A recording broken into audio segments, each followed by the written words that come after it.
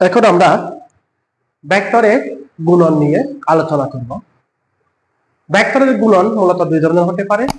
একটি হচ্ছে ভেক্টরের সাথে স্কেলার গুণন এবং ভেক্টরের সাথে ভেক্টর গুণন। তাহলে আমি প্রথমে যে গুণনটা লিখব সেটি হচ্ছে ভেক্টরের সাথে কি গুণন? স্কেলার গুণন। স্কেলার গুণন, ভেক্টরের সাথে স্কেলার গুণন। মূলত যখন কোন একটা স্কেলার রাশিকে ভেক্টরের সাথে গুণ করা হবে, নতুন যে ফলাফল পাওয়া যাবে সেটিও একটি কি হবে? একটা ভেক্টর রাশি পাওয়া যাবে যার মান এবং দিক উভয়টি থাকবে। যেমন ধরে নিলাম আমি একটি ভেক্টর এ ইকুয়াল টু ধরে নিলাম এখানে 3 নিউটন। বল একটি ভেক্টর রাশি যার মান এবং দিক উভয়টি বিদ্যমান।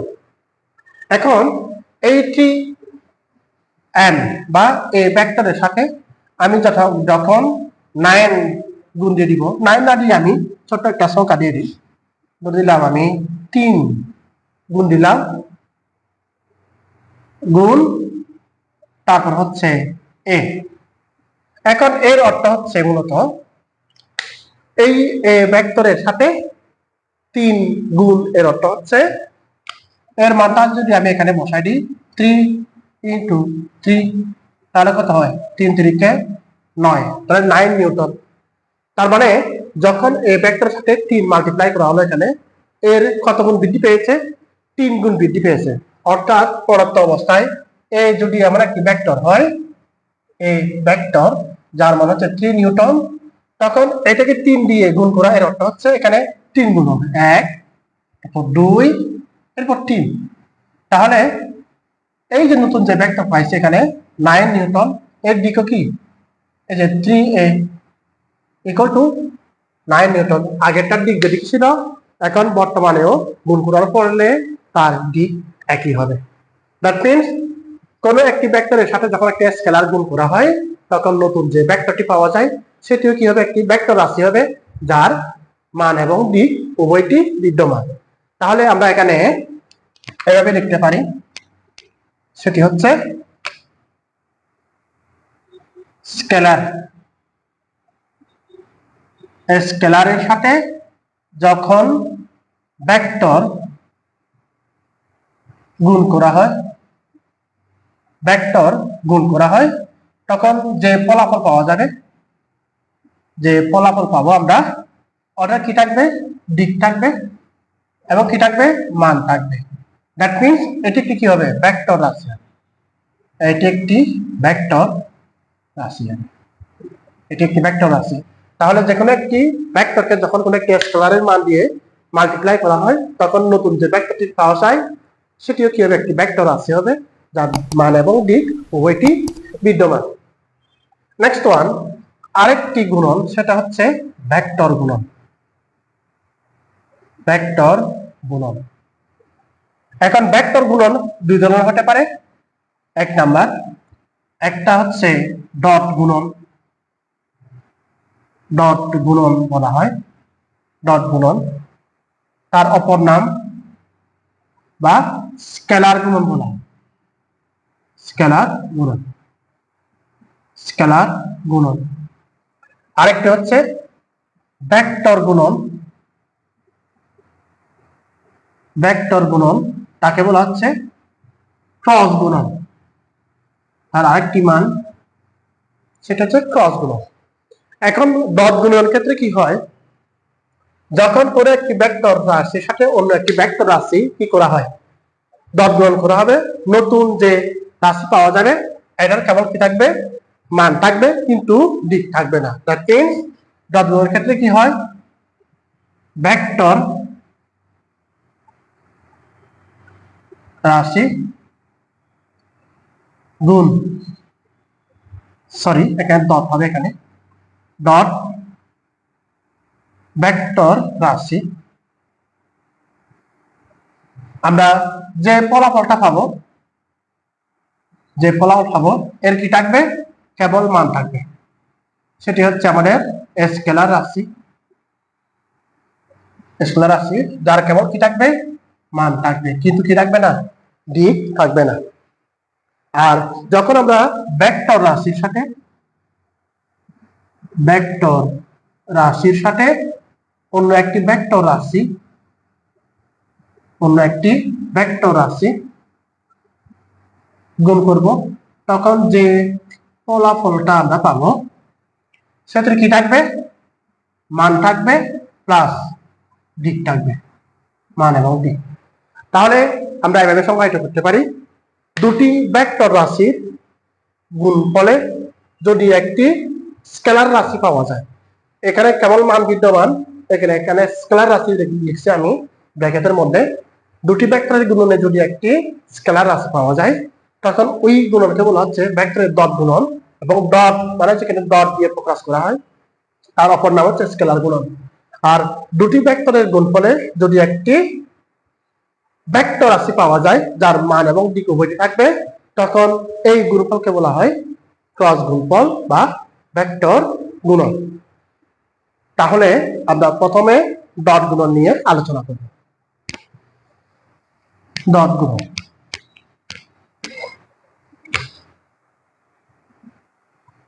ডট গুণন, ডট গুণন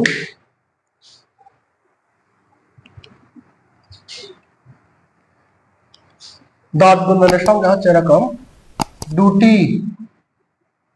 ভেক্টরের গুণনে গুণফল যদি একটি স্কেলার রাশি হয়, দুটি ভেক্টরের গুণফল যদি একটি স্কেলার রাশি হয়, তবে ওই গুণফলকে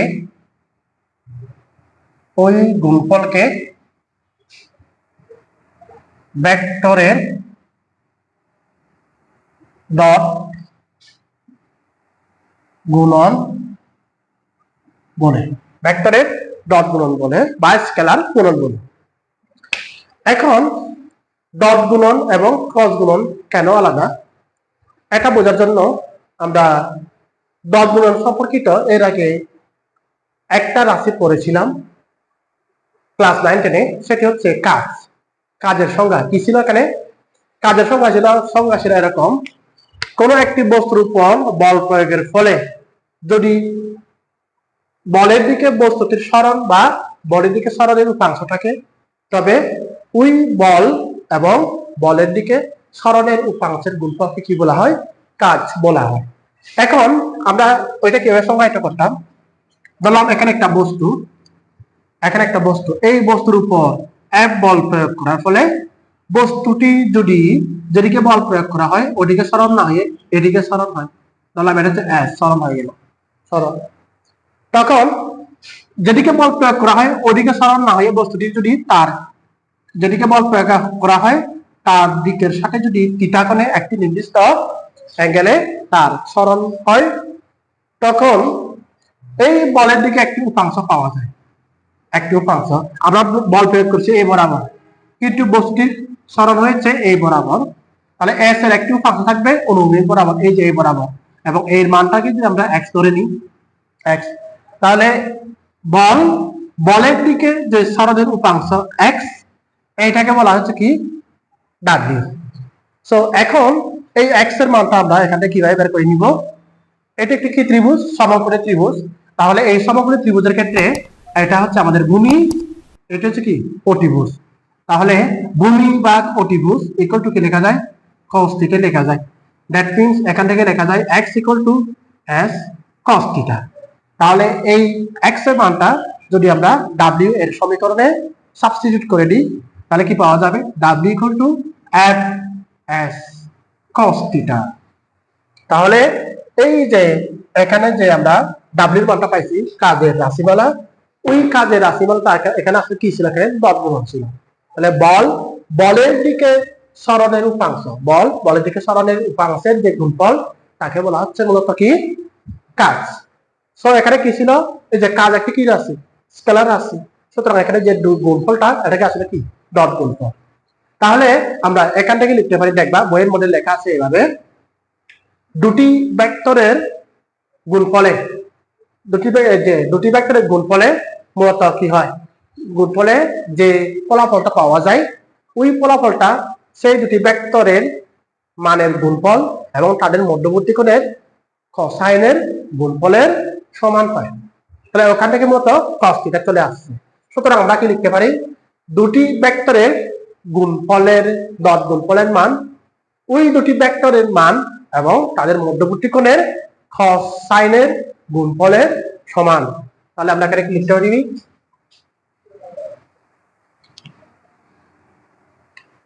তাহলে আমরা লিখতে পারি দুটি ভেক্টরের ডট গুণফল, দুটি ভেক্টরের ডট গুণফল ওই দুটি ভেক্টরের মান এবং তাদের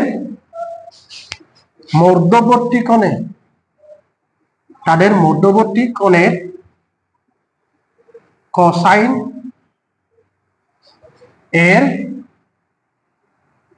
গুণফলের সমান হবে, তাদের কোসাইনের গুণফলের সমান। তাহলে আমরা লিখতে পারি এ ও বি দুটি ভেক্টর হলে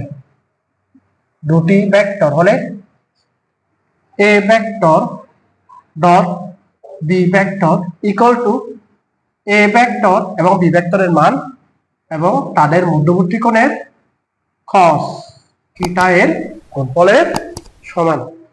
অর্থাৎ এই যদি একটি ভেক্টর হয় এ, এই যদি একটি ভেক্টর হয় বি, তাদের মধ্যবর্তী কোণ যদি থিটা হয়, তাহলে এই দুটি ভেক্টরের গুণফলের মান হবে কি তাদের ভেক্টর দুটির মান এবং তাদের মধ্যবর্তী কোণের cos থিটা এর গুণফলের সমান। এখন দেখো, আমরা যদি এই বিষয়টা ভালোভাবে বুঝি তখন ডট গুণফলের সংখ্যাটি আবার অন্যভাবে সংজ্ঞায়িত করা যায়। কিভাবে, আমরা যখন কাজের সংজ্ঞায় পড়ছিলাম W equal to F S cos theta, তাহলে এই বরাবর যদি এখানে এফ বল প্রয়োগ করা হয় বস্তুর উপর যদি এফ বল প্রয়োগ করা হয়, বস্তুটি যদি এদিকে সরণ না হয়ে এই বরাবর সরণ হয়, এটি যদি এস হয় আর এটি হচ্ছে বস্তুটিকে যে দিক বরাবর বল প্রয়োগ করা হয়েছে তার দিক এই বরাবর, আর এটা যদি নির্দিষ্ট অ্যাঙ্গেল থিটা হয় আর এটা যদি এক্স হয়, তাহলে এই এক্স থাকে বলতেছে কি আমরা এস এর একটি উপাংশ। তাহলে বল এবং বলের দিকে কার উপাংশ, সরণের উপাংশের যে গুণফল তাকে হচ্ছে কি কাজ বলা হয়। এখন এটাকে যদি আমি একটু অন্যভাবে সংজ্ঞায়িত করি, W equal to S F cos theta, সরণ কিন্তু একটি ভেক্টর রাশি এবং বল হচ্ছে একটি ভেক্টর রাশি। এখন এটাকে যদি আপনি এভাবে সংজ্ঞায়িত করি যে সরণ এবং সরণের দিকে বস্তুর উপর প্রয়োগকৃত বলের যে উপাংশ, যেমন এখানে কি এক্স ছিল না, এক্স কিসের উপাংশ, এস এর উপাংশ, তাহলে এস এর উপাংশ কি হয় এখানে এস cos থিটা হয়। তো সিমিলারলি এখানে যদি এফ cos থিটা হয় তাহলে কি হবে, একটি এই যে এফ এর উপাংশ হবে। তাহলে সরণ এবং সরণের দিকে বলের উপাংশের যে গুণফল ওইটা কি হবে কাজ হবে। তাহলে এখান থেকে লেখা যায় কি, দেখো তো, এ একটি ভেক্টর বি একটি ভেক্টর আর এখানে কি দেওয়া আছে বি cos থিটা দেওয়া আছে। তাহলে এ ভেক্টর এবং এ ভেক্টরের দিকে বি ভেক্টরের উপাংশের গুণফলকে বা অনুভূমিক উপাংশের গুণফলকে কি বলা হয়, ডট গুণন বলা হয়। এটাকে আমি অন্যভাবে সংজ্ঞায়িত করতে পারি আবার বি ইন্টু এ cos থিটা, তাহলে কি বি ভেক্টর এবং বি ভেক্টরের দিকে অন্য যে ভেক্টর এ তার উপাংশের যে গুণফল তাকে বলা হয় ডট গুণফল। তাহলে আমরা এভাবে সংজ্ঞায়িত করতে পারি, যে কোনো একটি ভেক্টর এবং সেই ভেক্টরের দিকে অন্য একটি ভেক্টরের উপাংশের যে গুণফল তাও কি হচ্ছে ডট গুণফল হবে। তাহলে আমরা আরেকটি লিখতে পারি ইম্পর্টেন্ট নোট, সেটি হচ্ছে কি নোট নোট যে কোনো একটি ভেক্টর এবং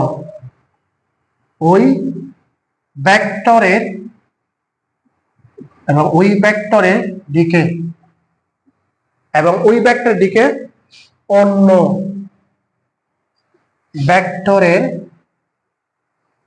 ভেক্টরের উপাংশের, এখানে উপাংশ না লিখে আমরা অনুভূমিক লিখতে পারি, অনুভূমিক বা আনুভূমিক, কোন বইয়ে আনুভূমিক, কোন বইয়ে অনুভূমিক লেখা আছে, সমস্যা নাই।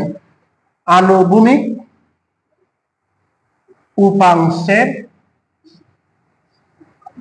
উপাংশের গুণফল, যে কোনো একটি ভেক্টর এবং ওই ভেক্টরের দিকে অন্য ভেক্টরের আনুভূমিক উপাংশের যে গুণফল, সেটি হচ্ছে কি মূলত গুণফলকে দিলাম, গুণফলকে স্কেলার গুণফল বলে, বা স্কেলার গুণন বলে, স্কেলার গুণন যদি আমরা স্কেলার গুণন বলে। এই হচ্ছে আমাদের স্কেলার গুণন সম্পর্কিত কয়েকটি কথাবার্তা।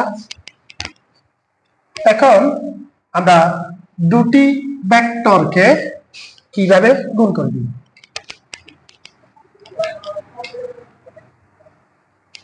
এখানে একটা বিষয় লক্ষণীয়, সেটি হচ্ছে আমরা এর আগে আয়ত একক ভেক্টর অর্থাৎ ত্রিমাত্রিক কার্টেসীয় স্থানাঙ্ক ব্যবস্থায় তিনটি আয়ত একক ভেক্টরের কথা বলেছিলাম। এটি যদি x অক্ষ হয়, এটি যদি y অক্ষ হয় এবং এটি যদি z অক্ষ হয়। আমরা জানি x অক্ষ বরাবর আয়ত একক ভেক্টর হচ্ছে i ক্যাপ, y অক্ষ বরাবর আয়ত একক ভেক্টর হচ্ছে j ক্যাপ এবং z অক্ষ বরাবর আয়ত একক ভেক্টর কত k ক্যাপ। আর এটা হচ্ছে তাদের মূল বিন্দু, অরিজিনাল পয়েন্ট 0। এখন প্রত্যেকটি আয়ত একক ভেক্টরের মান হচ্ছে কত 1 1 একক, এটাও 1 1 1। এখন এখানে আই ক্যাপ দ্বারা মূলত বোঝায় x অক্ষ বরাবর কি আছে তা বোঝায়। এখন ডট গুণনের বেলায় আমরা একটা ইম্পর্টেন্ট নোট এখানে লিখতে পারি, নোট সেটি হচ্ছে একটু দেখো, আমরা যখন আই ক্যাপ এর সাথে আই ক্যাপ কি করব ডট গুণন করব। আমরা জানি a vector dot b vector equal two a b কি হয়, তাদের মধ্যবর্তী কোণ cos থিটা হয়, a b cos theta. a হচ্ছে প্রথম ভেক্টর a এর মান, b হচ্ছে দ্বিতীয় ভেক্টর এর b এর মান। তো সিমিলারলি যখন দুটি আই ক্যাপ এবং আই ক্যাপ গুণ করা হয়, তখন এখানে আই এর মান কত, আই এর মান 1, তারপর j এর মান কত, সরি আই এর মান 1, আই এর মান 1, দুইটি হচ্ছে 1। এখন আই এবং আই এর মধ্যবর্তী কোণ দুইটি হচ্ছে কি x অক্ষ বরাবর, তাহলে x অক্ষ বরাবর যদি দুটি ভেক্টর কাজ করে তখন আই এবং আই এর মধ্যবর্তী কোণ কত 0 ডিগ্রি, তাহলে এখানে কি চলে আসবে cos 0 ডিগ্রি। আর যদি এখানে cos 0 ডিগ্রি হয়, cos 0 ডিগ্রি সমান কত 1, তাহলে এখানে 1 1 ইনটু 1 ইনটু 1, তাহলে আলটিমেটলি কি আসবে 1 চলে আসবে। তাহলে আমরা এখান থেকে লিখতে পারি i dot i equal to 1, অনুরূপভাবে j dot j equal to 1, k dot k equal to 1। তাহলে আমরা অনুরূপভাবে লিখতে পারি j cap j equal to 1, k cap k equal to 1। সুতরাং কি লেখা যায় i dot i cap equal two j cap, একটা বড় করে লিখে দিলাম, i cap dot i cap equal two j cap dot j cap equal two k cap dot k cap equal to কত 1। এটি হচ্ছে আয়ত একক ভেক্টরের ক্ষেত্রে যদি একই জাতীয় দুটি ভেক্টরকে গুণ করা হয় তাদের মান। অনুরূপভাবে আমি যদি ভাবে লিখি I vector cross J vector, একটু দিকে তাকাও, আই এবং জে একটি এক্স অক্ষ আরেকটি কি ওয়াই অক্ষ। এক্স অক্ষ এবং ওয়াই অক্ষের মধ্যবর্তী কোণ কত? 90 ডিগ্রি। তাহলে cos 90 ডিগ্রি কত হবে? এখানে 0 হবে। তাহলে যদি 0 হয় তাহলে আই সরি এখানে আই ডট জে হবে, I dot J equal to J dot K equal to K dot I equal to কত হবে? 0 হবে, কারণ তাদের মধ্যবর্তী কোণ কত? 0। তাহলে এই বিষয়টা একটু মনে রাখতে হবে। I dot J J dot K K dot I equal to কত? 0, কারণ আই এবং জে জে এবং কে কে এবং আই এর মধ্যবর্তী অ্যাঙ্গেল হচ্ছে 90 ডিগ্রি, আর cos 90 ডিগ্রি কত হয়? 0 হয়। I dot I J dot J K dot K যদি হয় তখন তাদের মধ্যবর্তী কোণ কত হয়? 0 হয়, আর cos 0 ডিগ্রি ইকুয়াল টু 1। এখন আমরা দুটি ভেক্টর এর স্কেলার গুণফল বের করে নিব। কি হয় একটু দেখি। দুটি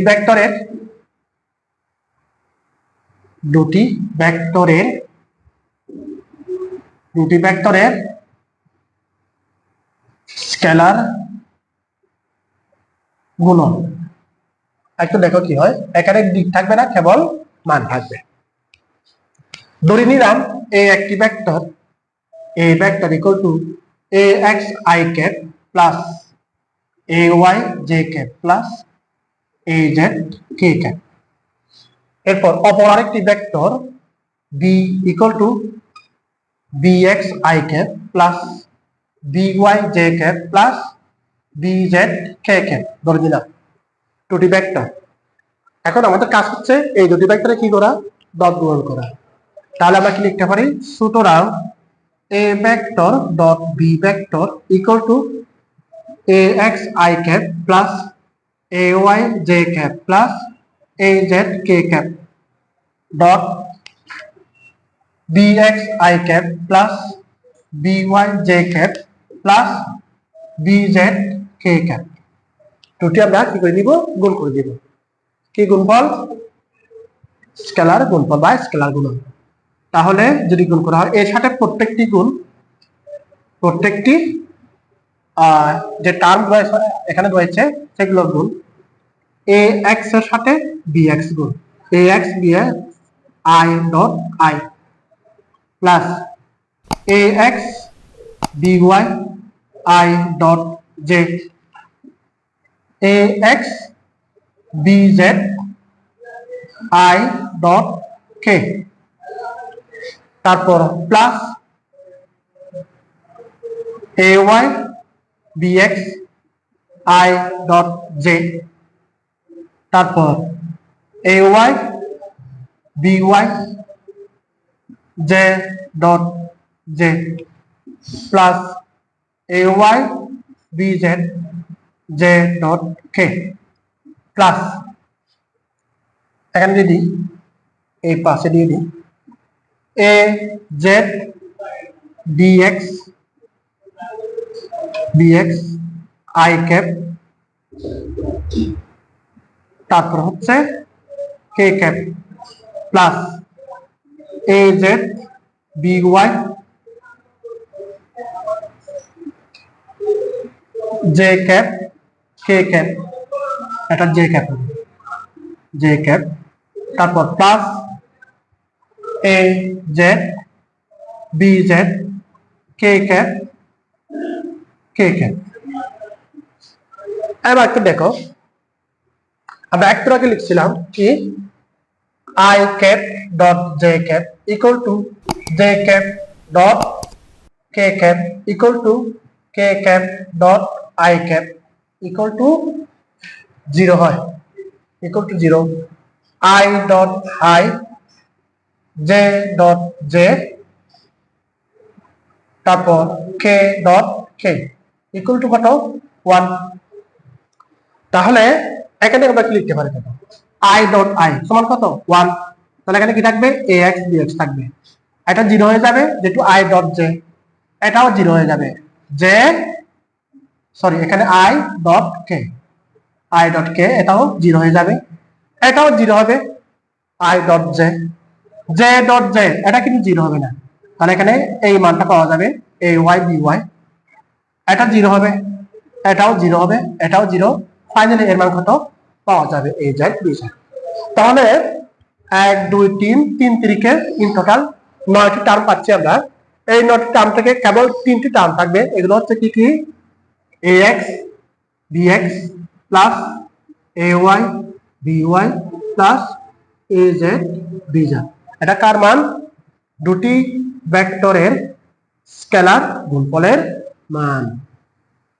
তাহলে কি দেখো, যখন আমরা দুটি ভেক্টরের স্কেলার গুণফল বের করে নিব, তখন এই একটি মানের সাথে সবগুলো মান আসলে কি করার দরকার নেই, ডট গুণন করার দরকার নেই। কেবল এখানে i এর সহগ j এর সহগ এবং k এর সহগ মাল্টিপ্লাই করলে যেগুলো পাবো সেটি হচ্ছে সেই দুটি ভেক্টরের স্কেলার গুণফলের মান, অর্থাৎ ax bx ay by az bz। তাহলে এটাগুলোকে যদি গুণ করা হয় ax bx ay by az bz। যেমন আমি যদি একটি এক্সাম্পল দিয়ে দিই,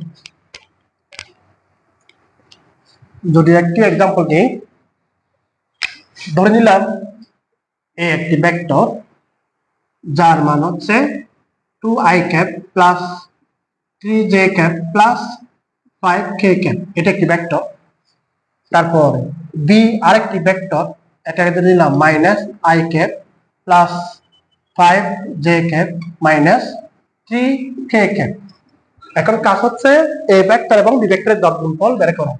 সুতরাং A vector dot B vector এগুলো কি লেখা যায়, আমি বলছিলাম i এর সহগ j এর সহগ এবং k এর সহগ ও k এর সহগ কি করতে হবে, গুণ করতে হবে।